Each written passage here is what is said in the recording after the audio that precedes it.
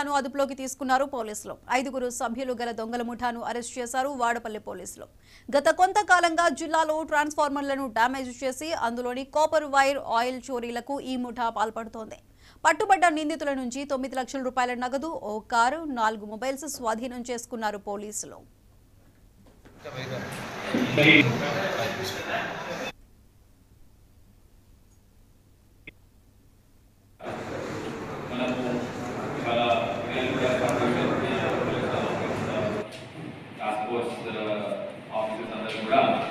We have apprehended today 5 transformer theft offenders.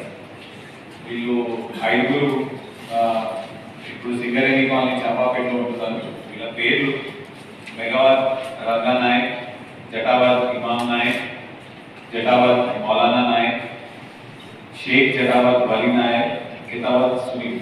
ఇలా 10:30-11 ఆ ప్రాంతంలో ఒక కాలం వచ్చిన తర్వాత అదే గ్రామంలో వాడపల్లి పోలీస్ స్టేషన్ లిమిట్స్ లో పెట్రోలింగ్ టైంలో స్పెసిఫిక్ ఇన్ఫర్మేషన్ విన్నాం.